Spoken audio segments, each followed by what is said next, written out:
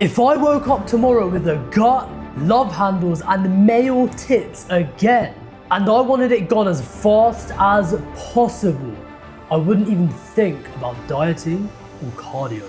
Instead, I'd implement the 3-step Trifecta method that I used to drop 30 pounds in the last 60 days. By the way, you'll be doing minimal cardio, barely tracking your food, and only going gym for 3 hours a week. If that sounds too good to be true, just give me a few minutes, stick around to the end, and you'll see exactly how this method is gonna get you lean without you even trying. My name is Jas, let's not waste any more time, and let's jump right in, bro. Let me ask you a quick question, bro. What if you could press a button that meant you didn't have to track food obsessively, you don't have to spend hours prepping food in the kitchen, washing the dishes, and you don't even have to worry about going out for dinners or desserts, even on your fat loss journey? That button is step number 1 to the Trifecta method. Zero decision dieting, and you don't even see it as a diet. Let me explain. Most people fail on their diet because of decision fatigue, not because the diet was too hard. Think about it, you start a fitness journey, you download MyFitnessPal and you go to track everything you're eating and it becomes completely overwhelming. Food scales here, measuring cups there. So look, if we wanted to make sure that you stick to your diet 100%, how would we do it?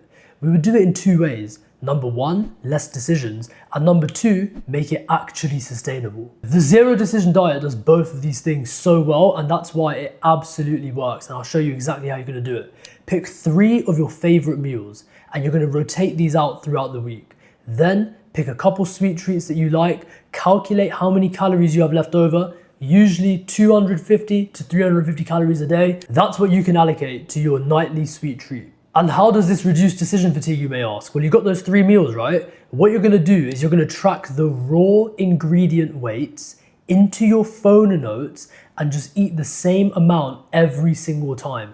And here's a bonus tip. If you don't have a food scale, when you buy your food, just look at how much it weighs, like a bag of potatoes, that's a kilo, okay? And there's 5 potatoes in there. Okay, so each potato is about 200 grams. And now that you've got those meals pre-tracked, you write it in your phone notes, what you're gonna eat, what time, every single day. Let me make this even easier for you. I'm gonna give you a tactic right now that when you implement it, you're gonna realize you can eat so much more food later on, and that's what makes this diet so easy to sustain. But before I get into that, I need to tell you that you clicked on this video and you stuck around so far because you want to make this result fast. You seem committed to your own goals. But when I drop what I'm about to say, I don't want you to go crying to the comments because it's too hard.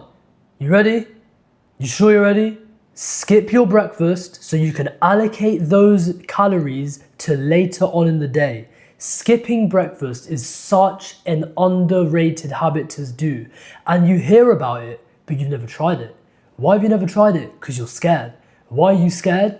Who knows? Probably because you've been raised all your life to think that, oh yeah, breakfast is the most important meal of the day. Bro, it's the most useless meal of the day. It's just calories that you're consuming at a time in the day where you don't even feel hungry. Now, I've been skipping breakfast for years, but at first, I remember when I first started a few years ago, and it only took 2 weeks of adaptation for my body to stop feeling hungry. Can you believe it? Only 2 weeks, and then I get years where I'm not hungry in the morning. And bro, those 2 weeks, just curb the hunger with a bit of black tea, green tea, caffeine, black coffee, easy. And now you can take your calorie budget, put those for later in the day, have a bigger dinner, have a bigger lunch, have a bigger dessert, and you're sorted, bro. Like, you don't need to be eating breakfast if you're on a cut. You don't need to be eating it anyway. You get so much more done in the morning. You're so productive. You're not sat around making food, washing dishes, blah, blah, blah. You can wake up later for work because you don't have to make breakfast anymore. You know what I'm saying? Like, it's just it's such an underrated habit. I don't know why you're not already doing it. And look, if you want me to personally audit your diet and see how we can make it a zero decision diet, make this fat loss thing easy for you so you can carry on with the rest of your life, go book your 30-minute free call with me, man. It's in the description below. It's the first link. Go click it right now and come straight back to the video. Step number 2, if I was at 30%, I wanted to get abs, is doing aesthetic minimalist training. No more bulking, no more propaganda from bodybuilders that take steroids. We're just gonna do minimalistic training, which doesn't mean you're not gonna make gains. You're still gonna train like an animal. You're still gonna be hitting all the muscles you need to, but only in 2 or 3 sessions a week. Whilst you're cutting, it's so simple to check if you're actually putting on muscle at the same time, and that is your strength going up? If yes, congrats, you're putting muscle on, you're doing well. If your strength is going down, your body's likely burning muscle. So what are we gonna do to make sure we're actually doing this properly and not burning muscle? We're not gonna overtrain. We're not gonna do these like 5-day, 6-day splits on a cut. That's crazy. Because you're not giving yourself enough time to recover. You need to make sure you're hitting the gym fresh. You need to be ready for a PR every single week. Yeah, I said it, bro. You need to be hitting a PR every week. Look, pick between 5 to 7 lifts associated with the muscles that you want to grow. The lifts for those muscles are gonna be the ones that you track in your phone notes every single week. Make sure you're going up. Make sure those lifts are prioritized at the start. These are your primary movements. So focus on your power to weight ratio, focus on getting strong, and focus on absolutely hammering the primary lifts.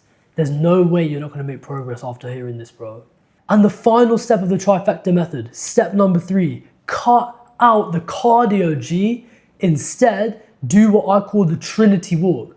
It's 3 walks every single day, timed to perfection for convenience and your hormones. The 3 walks are timed in the morning, the afternoon after lunch, and then in the evening after dinner. Those 3 walks will ensure that your insulin levels are stable. You're not spiking insulin after every meal. And it ensures that in the morning you get your fasted cardio in, which helps fat loss. Walking doesn't make you tired. It doesn't make you hungry. Cardio, it does. Why would you do cardio in a cut then? Plus, cardio eats into your recovery resource, which means that there's less recovery available to your body to use to build muscle. And I understand there's a lot of crazy numbers going around. 30,000 steps a day, 25,000 steps a day. I'm not gonna tell you to do that. I'm gonna tell you the realistic method, which is not to chase these daily goals. Because if you're on a random Tuesday aiming for 10K steps, but you finish work and you finish the day, and you come home and you're relaxing on the sofa, you check your phone and you look at it and it's on 7,000, either, number one, you're not gonna do the remaining 3,000, you're gonna feel like a loser, or you go outside in the middle of the night and you go for that walk, which is just ruining your sleep anyway. The better method is to have a weekly metric. Don't aim for daily metrics, go for a weekly average. So what we're gonna do, 100,000 steps in total every single week.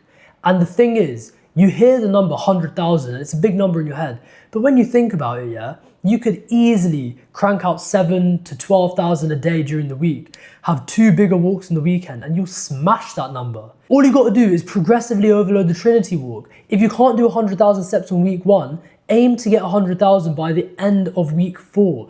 And then week 1 to 3, you can progress into it.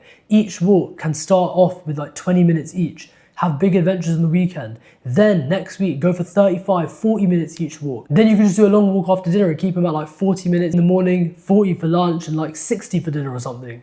And that's gonna give you the steps that you need every day. And it's done in such a sustainable way. And look, bro, with that, it's the end of the video. I really appreciate you watching all the way through. If that was helpful, please drop a subscribe right now. And I've got to tell you, man, if you follow all these steps and you're 30% body fat, come back here in 6 months, you're going to be like, bro, 15%, 12%, shredded, 10%. I'm not afraid to say it, G, because these methods work. They work for me, they'll work for you as well. And if you want personal guidance on this, bro, where I make you the training plan, I make it around your schedule, I make everything fit your life, the diet, everything, keep you accountable every single day to this, I will make it happen for you, bro. Just book a call down below, let's see if we fit together, and worst case scenario, man, you'll come away from that call with an insight that will help you on this fat loss journey anyway. So it's a win-win either way, bro. Let's flip and do it. Book that call in right now, it's the top link in the description, and with that, bro, sweat or regret, man, I'm out.